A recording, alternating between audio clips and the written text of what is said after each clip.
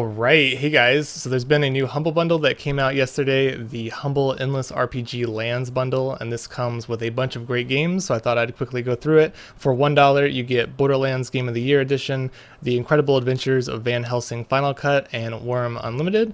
The Beat the Average tier, which is currently sitting around $5, includes Endless Legend Classic Edition, Borderlands 2 plus some DLCs, and Guild of Dungeoneering. And the third tier, which is currently $10, is Borderlands the pre-sequel. You also get some extra stuff like the soundtracks for some games and 10% off your first Humble Monthly. So going back up, I just want to quickly go through each game and tell you a little bit more about them. So I'm pretty sure most people know about Borderlands. Borderlands Game of the Year Edition includes the DLC. This is the first Borderlands. It came out a long time ago. I think it came out in like 2008 or 2007. I could be wrong on that, but it's a pretty old game. And if you guys are deciding on purchasing this bundle, if you don't really know anything about Borderlands, I would highly encourage you guys to pick up the BTA tier or the third tier, which includes Borderlands the pre-sequel or Borderlands 2. These are much more like, I guess you would call them refined. These are co-op multiplayer first-person shooters. You can play with up to 4 people online, or you can play alone. It doesn't really matter. I will say though, the first Borderlands was not as fun playing alone, and I think Borderlands the pre-sequel is probably the best if you are planning on playing it by yourself alone. If you have a friend to play with, I would encourage you guys to pick up Borderlands 2. It has a bunch of great expansions as well, and Borderlands pre-sequel has some cool expansions. So yeah, that's Borderlands. Very old game, but if you guys don't have it, you might as well pick it up for $1. The Incredible Adventures of Van Helsing Final Cut. This is a action RPG, kind of similar to like Diablo 3 and so forth. It's not as great though. The movement and the abilities do feel a little bit sluggish. But that is to be expected from a non-AAA studio, like an indie game. But the Final Cut includes 3 games combined together, so you're getting at least 20 hours of content. It says 50 hours of campaign. So yeah, you can spend a lot of time in this game. And if I remember correctly, I think you can play this co-op with one other person. I could be mistaken on that, but there is a ton of content. The story's good. The only thing that's sort of its downfall is it does get a little bit repetitive after a while, and the game does feel a little bit, I would just say sluggish, I guess. But overall, it's a great game. So yeah, that's Incredible Adventures.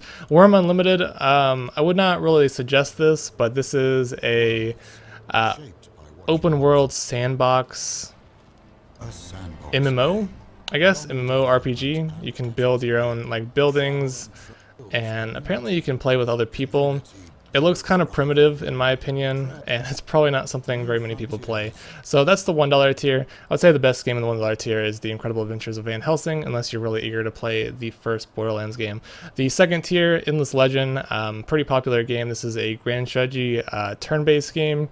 I'm trying to get to just some gameplay. These trailers, yeah, there we go. So as you can see, you're like building up your little civilization, and you take part in these little hexagon-based, turn-based battles, and I don't know, it looks pretty fun. I don't really know a whole lot about the Endless series, but I've heard good things about it. Borderlands 2 plus DLCs. The DLCs are I think it's for the Psycho character and the Necromancer character. It does not include the Game of the Year expansions, which is kind of unfortunate. So I don't think you're going to be getting like the Tiny Tina expansion. I think there's like 4 expansions to Borderlands 2, so you won't be getting the expansions, but the game itself has like 20 hours plus of content. It's a lot of fun, and the additional characters are actually really good. The Necromancer is this girl who has this like giant mech that fights for her, which is really fun if you plan on playing solo. And then the Psycho has some pretty crazy like melee abilities. But if you guys are familiar with Borderlands, it's a great game. Most people love it. There's tons of different weapons, lots of weapon variety. It's kind of like Destiny if you are more familiar with Destiny, but you're constantly getting new loot, new weapons, constantly improving various abilities, various skill trees. Every class is completely different, and it's a lot of fun, especially with friends. Guild of Dungeoneering, I don't really know a whole lot about this game, but apparently you are actually designing a dungeon or like helping a adventurer get through a dungeon. So it's kind of like a pen and pencil type game, but you're like, it looks like you're trying to help the adventurer get through the dungeon. So you're like the dungeon master, and you're like like placing various things all over the place. So it looks kind of interesting, looks pretty cute. Definitely a unique game, but that's Guild of Dungeoneering. And then finally, you get Borderlands, the pre-sequel, if you are willing to pay $10. I would highly recommend Borderlands pre-sequel. I enjoyed it more than Borderlands 2, at least personally. I played it solo. And there's an expansion for it called Claptrap, or Claptraps, Claptastic, something. The expansion is really, really fun and enjoyable.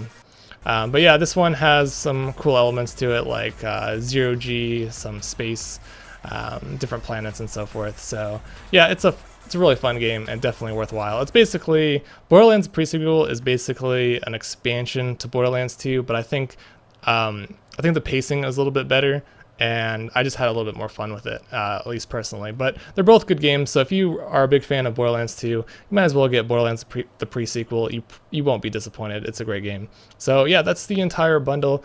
I guess one more thing before I go, I should mention that the monthly for this month includes The Elder Scrolls Online, Quake Champions, and The Elder Scrolls Legends. So if you're interested in picking up the Humble Monthly, it might be a good idea if you are interested in The Elder Scrolls Online. And of course, that's $12 a month, and you get a bunch of other games included with this at the beginning of next month.